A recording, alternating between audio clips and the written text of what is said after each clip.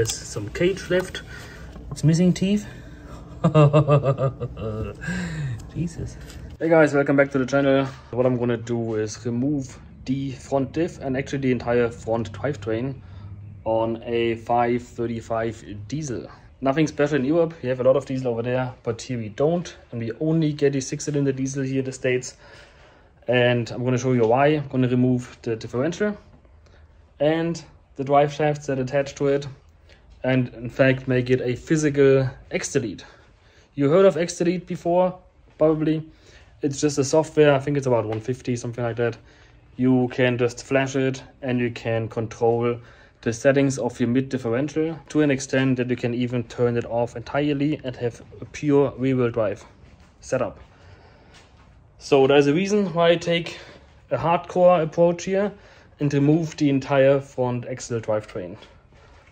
And that is, so I'm apparently under the car right now, and this here is your front diff, the engine, your 20, and this is the input flange for your front drivetrain.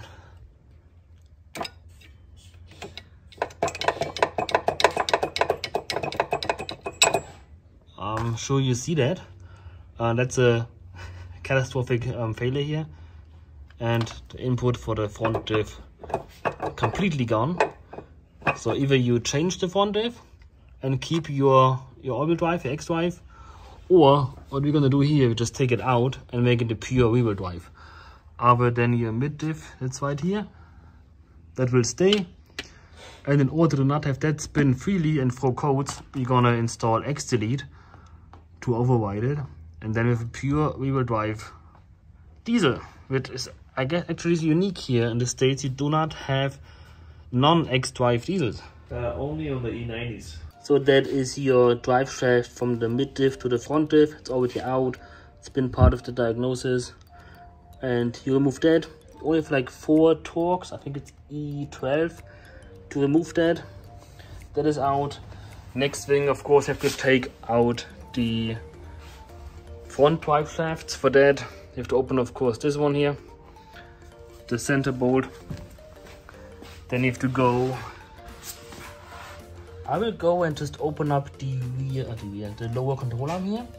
We'll open it on the spring and back here. That should actually give me enough space to take the drive shaft out both sides. After that, I have to make space to take the diff out. So I have to take out the driver's side engine mount. Of course, you have to secure the engine so it doesn't drop on your face. Take out the engine mount and the arm that connects to the mount. That should give me enough space to take the diff out without having to lower the subframe. And that's all. It's not that complicated. Let's see how it goes. Of course, you could just do an xDelete. If your diff and everything is fine, you don't want to get rid of it, you can just do the software route. If any time in the future you want to use the xDrive again, fine, I get it. But if you're a little more hardcore, then you have a lot of dead weight that you lug around with you. So why not just take it out? It's a weight saving. The car is going to be more reliable because xDrives are known to have problems on the front drive shafts. This car also, both axles already snapped. And also if you want to go aftermarket wheels on the xDrive F10s, you really are somewhat limited in, you know, how much you want to customize them, because you have to stay within certain ranges with your overall wheel rolling diameter. If that differs too much, then you're gonna ruin your diff. So in my opinion, and by experience from many other people that have it, it's a somewhat fragile system, which works fine as long as you stay OEM. If you modify things, well, they may break. So let's just take it out completely and be happy. That's a 17mm, you know, Indus or Allen or whatever you want to call it.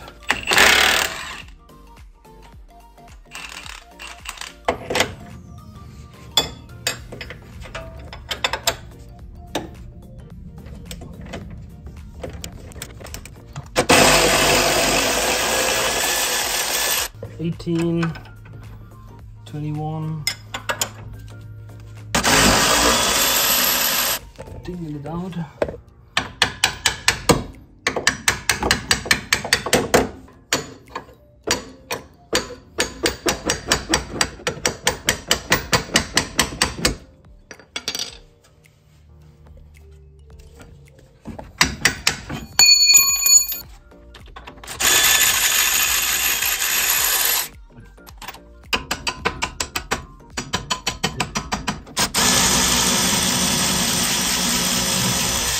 that should give us enough space to take the axle out.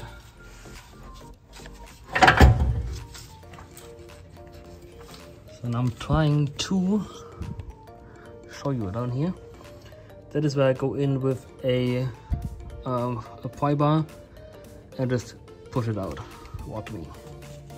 Jetzt hopp gemacht.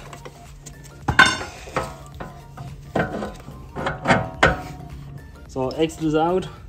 I'm gonna put the control arm back in, and that's how you delete your axle. This is your tension strut to your subframe.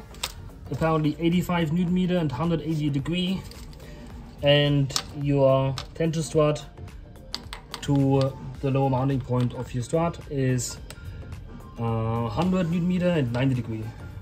So, and of course, car's level, this is being pushed up. 85.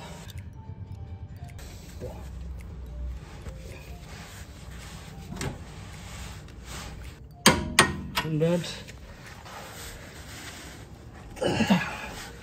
Okay. What is that?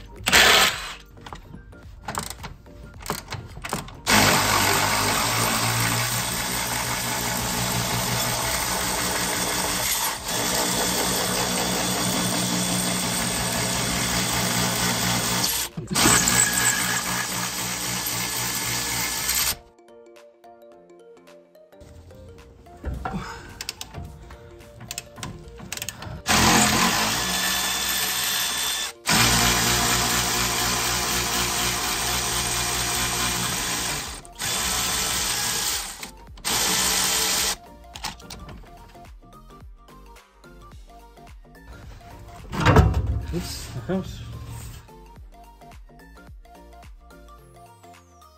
So the battery just died by putting out the passenger side axle anyway.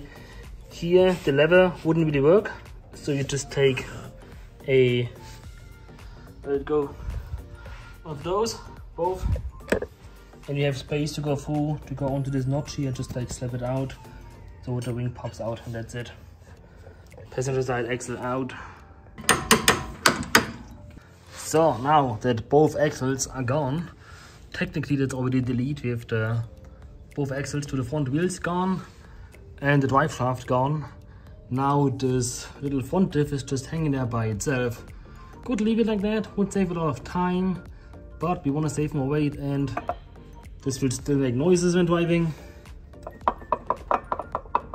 So we don't want that, so that comes out. Gonna open the engine mounts, should be 30mm here, these three. Just take it off.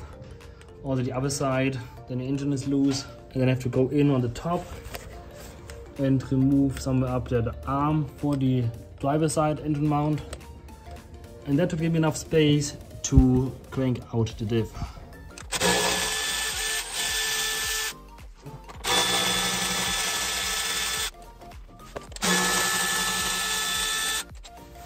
All the same length, same on the other side.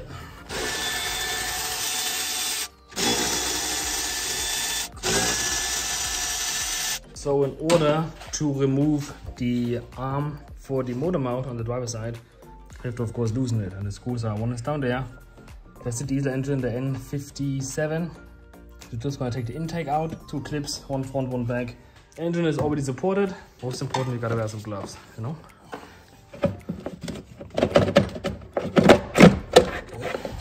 Out to that way. So for the diesel, I still don't like this being in the way, so I'm just gonna open this clamp there, remove the connector here, and then just pops out.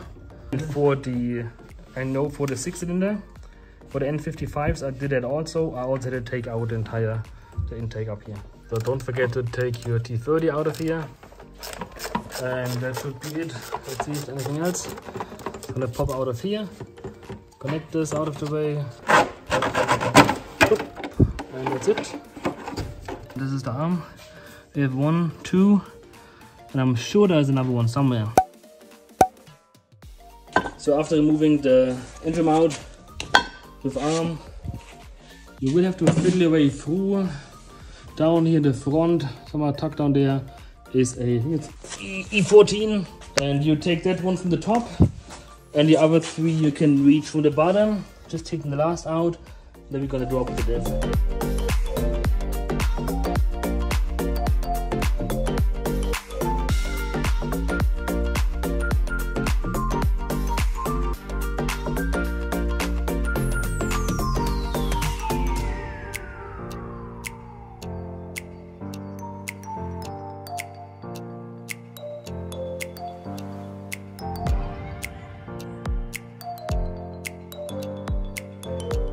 Because we remove it anyway, might as well remove this block here, which is only holding the bearing for the passenger side axle, for the shaft. So it is just 4 13mm. Just take those out, and then this should come off, and I don't expect anything bad to happen.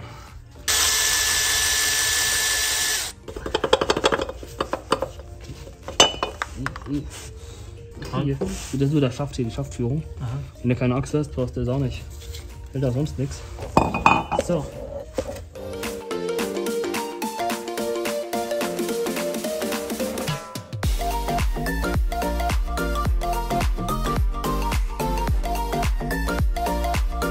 So the bottom is all together. I already attached the engine mount. Now we just have to attach the arm, the driver side engine mount to the block. Down there. Not fun, but then we're done. Bottom is back together. Just have to drop the intake back in, and then we successfully deleted all this crap here. Front diff, driver side axle, passenger side axle. This is the transfer case. It's a drive shaft between the transfer cases. Finally, I want to know how much weight we saved. What? Hello. Not heavy enough. So I want to weight those components to see how much weight savings we got out of it. I believe there's no oil in there. We're gonna confirm that. 29.4 drive shaft. Just gonna balance it on here. It looks like 7.6. Next, we're gonna balance driver side drive shaft. 12.6 pound. I'm gonna try to measure all the small stuff, the screws, the little stuff, and this thing comes out to nothing. Come on, man. Half a pound. This thing, 16, let's say 16.5 pounds. That crap together saved about 66 pounds. 66 pounds, it's like a toddler. And let's not forget about, this is all rotational mass, you know, so that's double points. And now lastly, I want to still open the diff. I put money on that there's no oil left in there, but I want to see the extent of the damage. And it's so easy to just open these up.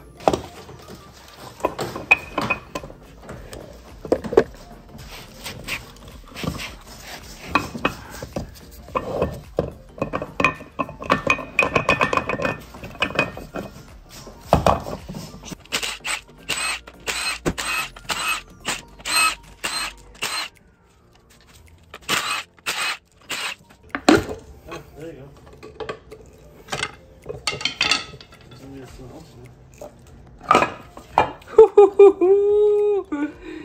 Yeah, but this isn't Käfig, that's the cage. There's some roller bearings. There are a couple shavings in here. Let's get a little closer. Get a little closer, people. There's a bearing in here, right? And obviously it's not sitting proper. These are like little needle, not needle, but roller bearings. There's some cage left. We have a couple shavings in here. And this is what we noticed from the outside, that this is not. So that's probably where the bearing would go. And of course, no oil. Like, the question is, was the oil gone first? Or was the damage done first? And the oil just made its way out. Teeth are also done, so this is beyond repair. This is just oil, glue. It's missing teeth. Jesus. So, you could maybe save the housing, right? If you just clean it, the housing should be fine, but you need new internals, and it's just not worth it. A new diff, we just checked quickly, is about 2,000. So we went the cheaper route, the weight saving route, the purest BMW rear-wheel drive route, and just screwed it and just took it all out. There's also stuff missing here. So yeah, that's the culprit, that's done. But there you have it. That's how you delete all the front axle drivetrain of a F10 and the diff, because it's expensive and it's heavy, 66 pounds in total, and $2,000 for the diff only, not counting the drive axles to the wheels and to the center diff. So now it's wheel drive. You've seen it. Not that complicated. If you want to put it back in, just in case you like xDrive, but it's the same thing, just reverse. So good luck, thanks for watching, and I want to see you in the next video.